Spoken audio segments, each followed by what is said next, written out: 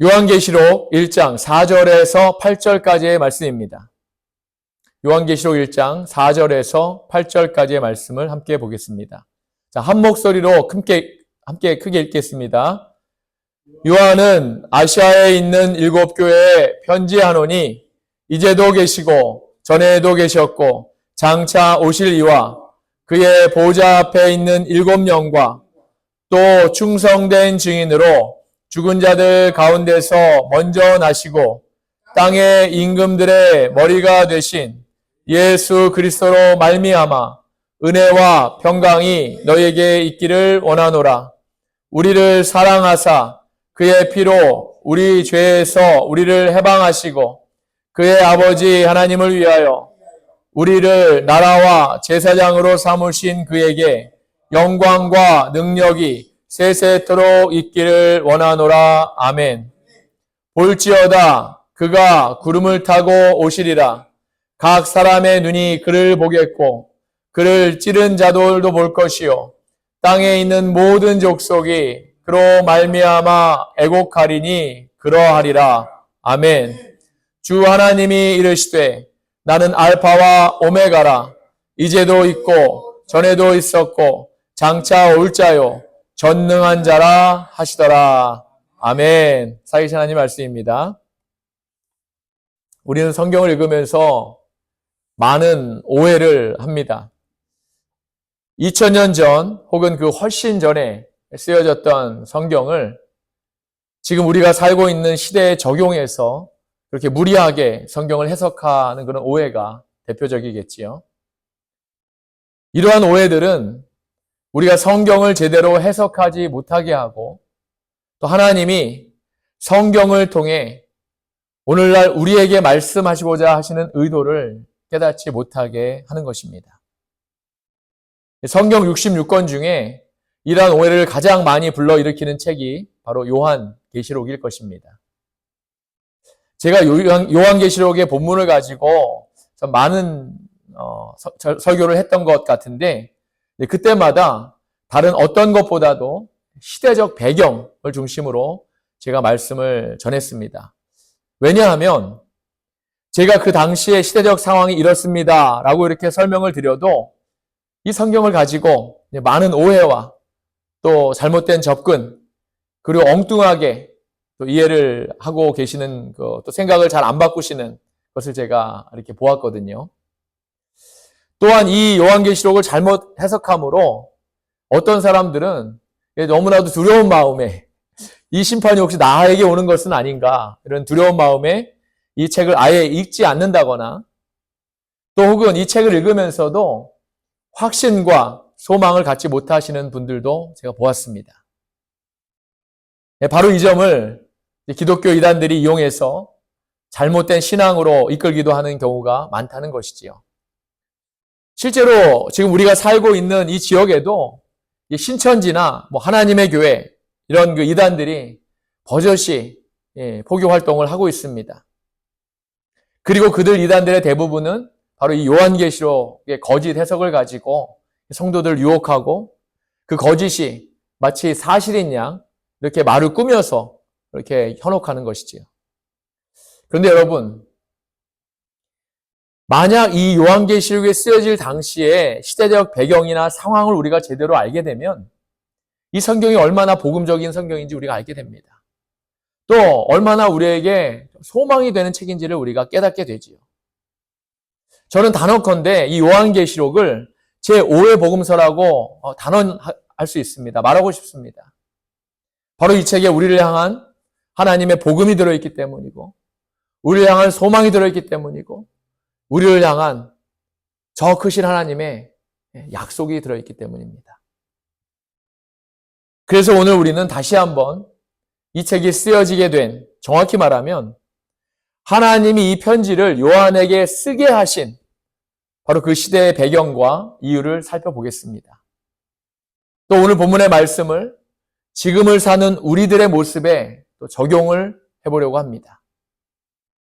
오늘 본문의 말씀을 통해서 큰 보화를 발견하시는 저와 여러분 모두가 되시기를 우리 주님의 이름으로 간절히 축원합니다. 아멘.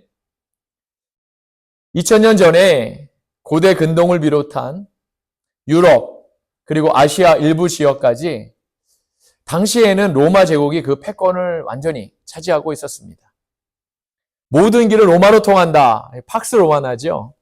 예, 바로 이 말이 이때부터 쓰여진 말입니다. 그리고 그 제국에는 많은 로마 황제들이 거쳐갔지요. 그들 중에 초기 기독교 역사에서 가장 악독하고 포악했던 왕이 두 명이 있습니다. 바로 네로 황제와 도미티안 황제였습니다. 물론 도미티안 다음에 트리안이라는 그런 왕도 기독교인들을 많이 박해했지만 그는 이 두 황제를 포악함에 비하면 아무것도 아니었습니다. 네로, 도미티안 이 두 사람이 아주 그냥 굉장히 기독교를 핍박했던 그런 왕입니다. 네로는 로마 대화재로 유명한 사람이지요. 그래서 우리는 네로를 많은 부분 미치광이라고 이렇게 알고 있기도 합니다. 그가 집권하던 64년 7월 19일에 로마에 대화재가 발생합니다. 그래서 6일 동안 도시의 80%가 되는 그 지역이 전부 다 불에 탔다고 그렇게 알려지고 있죠.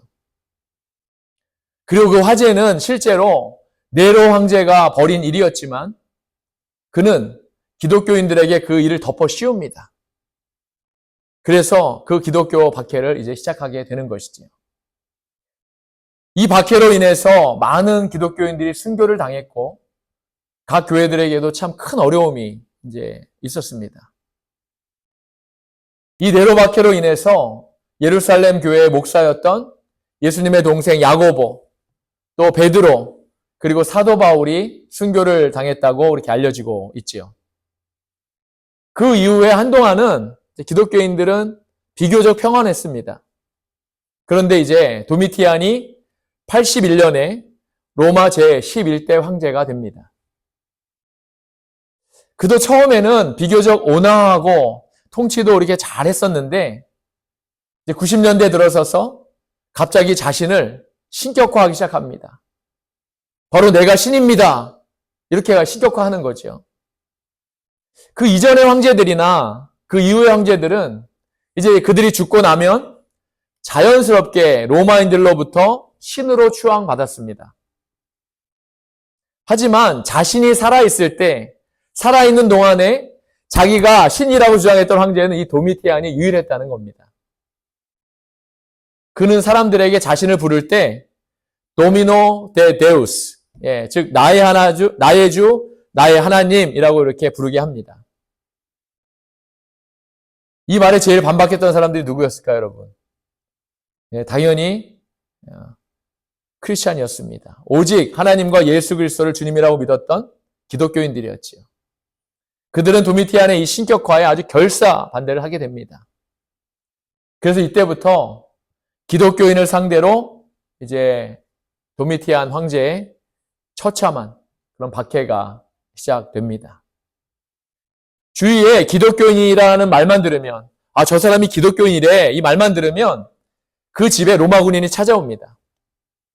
찾아와서 기독교인에게 도미노 데 데우스, 바로 이 도미노 데 데우스가 도미티안이다라는 그런 말을 해보라고 하지요. 만약 그들이 이 말을 하지 않으면 그들은 잡혀가서 고문을 당하다가 죽습니다. 그래서 많은 기독교인들은 이 박해를 피해서 우리가 잘 알고 있는 카타콤이라는 굴을 파서 피신을 하게 됩니다. 카타콤이라는 그 굴은 이제 이 박해를 피해서 그때 당시에 기독교인들이 따로 이렇게 피신해서 세워놓은, 파놓은 그런 동굴을 말합니다. 이 카타콤은 지금의 튀르키예에 있는 가파도기아 지역에 있는데 당시에 로마 황제인 도미티안의 박해 때문에 숨어 살았던 곳이지만 나중에는 이슬람의 박해 때에도 사용되었던 곳입니다. 저도 튀르키예에 언젠가 가게 되면 꼭 한번 가보고 싶은 곳이 바로 이 카타콤입니다. 이 카타콤은 사실 동굴처럼 입구가 되어 있지만 그 안에는 수많은 길이 미로로 이렇게 형성된 곳입니다. 기록에 의하면 지하로 12층까지 믿어지십니까, 여러분? 지하로 12층입니다. 그때 당시에 무슨 장비가 있었겠습니까? 다 손으로 팠겠지요. 12층까지의 카타콤도 있었고, 곳곳에 방만 수백 개가 있었다고 하니까, 동굴이라기보다는 정말 작은 도시라고 하는 게 더 맞을 것 같습니다. 그리고 실제로 지금까지 그 지하 동굴의 형태가 남아있다고 하지요. 그리고 동굴의 입구 곳곳에 기독교인들만 아는 암호를 기록해 놓아서 암호를 알지 못하면 함부로 들어가지 못합니다. 우리가 지금 이제 기독교인의 표식이라고 알고 있는 물고기 문양 있지 않습니까? 이 문양이 바로 이때부터 사용되어진 그런 문양입니다. 이 문양을 아주 작게 그들만이 아는 암호로 입구나 또 갈라지는 동굴의 벽에 이렇게 표시를 해놓았던 거죠.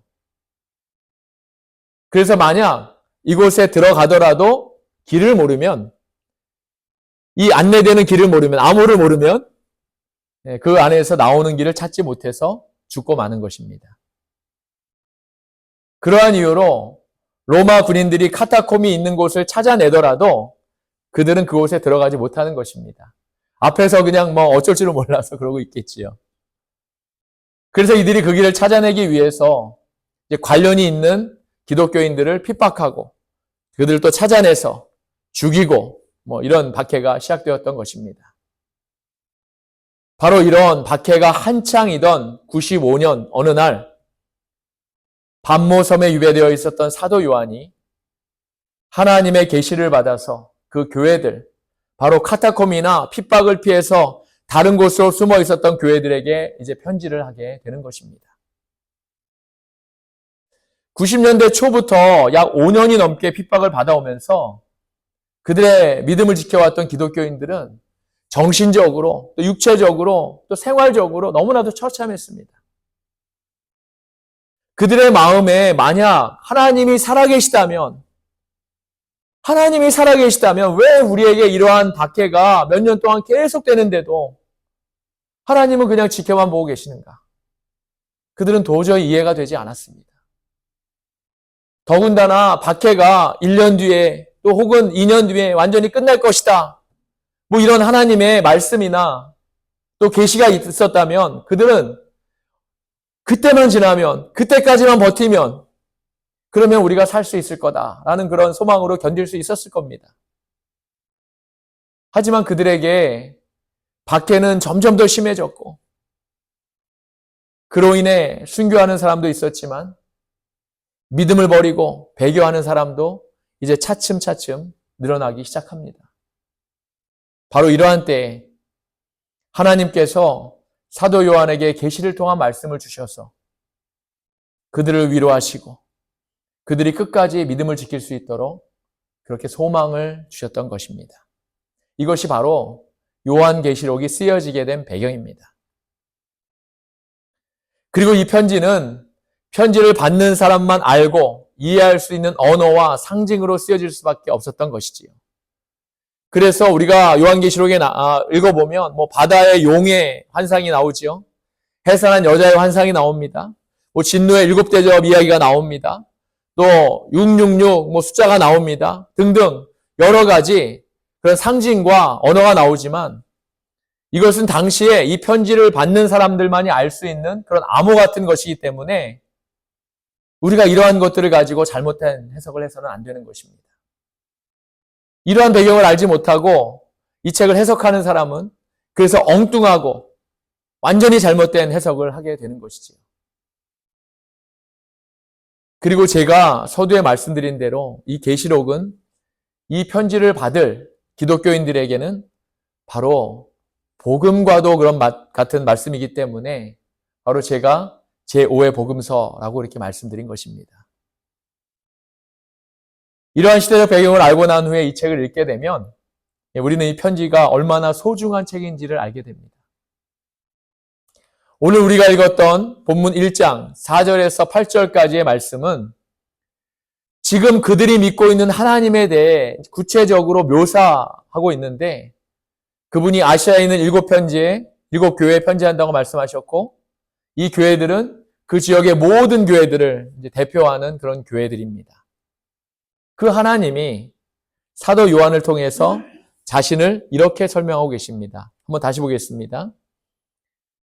이제도 계시고 전에도 계셨고 장차 오실 이와 그의 보좌 앞에 있는 7영과 또 충성된 증인으로 죽은 자들 가운데서 먼저 나시고 땅의 임금들의 머리가 되신 예수 그리스도로 말미암아 은혜와 평강이 너희에게 있기를 원하노라.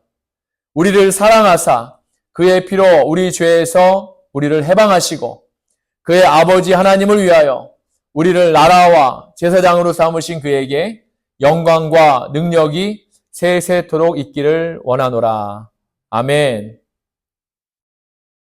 우리가 이 계시록이 쓰여진 시대적 배경을 알고 나니까 오늘 본문이 좀 쉽게 이해되지 않습니까, 여러분? 4절에서 6절 말씀에서 몇 가지 주목할 구절이 있습니다. 먼저 이제도 계시고 전에도 계셨고 장차 오실 이입니다. 원래 이 구절의 원형은 전에도 계셨고 이제도 계셨고 장차 오실 이가 맞습니다. 과거, 현재, 미래형으로 되어 있는 거죠. 그런데 이제도와 전에도의 순서가 바뀌어 있지요. 이것은 다 이유가 있습니다, 여러분. 어떤 이유일까요? 이들의 상황이 그만큼 절실하다는 겁니다. 너무나도 절실한 그들에게는 지금 전에 오셨던 분이 중요한 게 아니지요. 그 살아계신 하나님이 지금 그들이 너무나도 고통 겪고 너무나도 불안하고 이러한 상황에서 그들과 함께 하신다는 사실. 그 소망의 말씀이 그들에게 지금 너무나도 꼭 필요한 것입니다. 그래서 하나님이 그렇게 명령하셨는지 아니면 요한이 그렇게 썼는지 확실치는 않지만 순서를 의도적으로 바꾼 것입니다. 그 다음에 주목할 말씀은 땅의 임금들의 머리가 되신 예수 그리스도라는 구절입니다. 지금 도미티안이 그들을 박해하는 근본적 이유가 무엇입니까, 여러분? 예, 기독교인들이 도미티안을 나의 주, 나의 하나님, 바로 도미노 데 데우스라는 그런 고백을 하지 않았기 때문이지요. 요한은 그들에게 그래서 단호하게 편지하는 것입니다. 아닙니다, 여러분. 절대 아닙니다. 도미티안은 우리의 주님이 아닙니다. 우리 주님은 땅의 임금들의 머리가 되시는 예수 그리스도이십니다. 라는 것을 의도적으로 말하고 있는 겁니다. 그러므로 도미티안도 우리 예수 그리스도가 임금이신 우리 예수 그리스도가 통치하는 그러한 사람입니다. 라는 걸 말하고 싶은 거죠. 그분만이 오직 우리의 주님이시고 그분이 주시는 은혜와 평강으로 믿음을 지키라는 그런 말씀인 것입니다. 그들에게는 지금 은혜와 평강이 없습니다. 대신에 그들에게 이 박해가 언제 끝날지 모르는 두려움과 고통, 또 언제 붙잡혀서 핍박당하고 죽을지 모르는 불안함이 있을 뿐이지요. 그러한 그들에게 가장 필요한 위로의 말은 바로 우리를 죽음에서 살리신 우리 주님이 주시는 은혜와 평강이 함께 하라는 그런 말씀인 것입니다. 그리고 오늘 말씀에서 가장 중요한 7절까지 8절에서 이렇게 말씀합니다. 제가 다시 한번 읽겠습니다. 볼지어다 그가 구름을 타고 오시리라. 각 사람의 눈이 그를 보겠고 그를 찌른 자들도 볼 것이요. 땅에 있는 모든 족속이 그로 말미암아 애곡하리니 그러하리라. 아멘. 주 하나님이 이르시되 나는 알파요와 오메가라. 이제도 있고 전에도 있었고 장차 올 자요 전능한 자라 하시더라. 아멘. 이 말씀은 그들이 믿던 믿지 않던 반드시 일어날 일들입니다. 역시 지금을 사는 우리가 믿던 믿지 않던 반드시 일어날 일들이지요. 이 말씀이 당시에 이 편지를 받았던 박해를 피해서 카타콤에 숨어 있었던 그들에게 얼마나 큰 위로와 소망이 되었을까요, 여러분? 제가 더 자세히 말씀드리지 않았지만 당시의 기독교인들의 상황은 우리가 상상하지 못할 정도로 정말 처참했습니다. 하루하루 로마군인이 언제 쳐들어올지 모르고 자신들의 동료들에 의해서 언제 고발당할지도 모르고 빛도 제대로 보지 못하는 지하 동굴에서 그렇게 믿음을 위해서 사는 생활이 얼마나 불안하고 처참했을까요? 옆에 보니까 또 배교하는 사람들이 계속 늘어나는 겁니다. 물론 그들이 살 수 있는 방법은 있습니다, 여러분. 그들이 단 한마디, 나는 예수를 모릅니다. 나의 주님은 도미티안 황제입니다. 이런 고백만 한다면 그들은 박해를 받지 않아도 되었고 또 살 수 있었습니다. 그럼에도 그들은 그 한마디를 하지 않는 겁니다.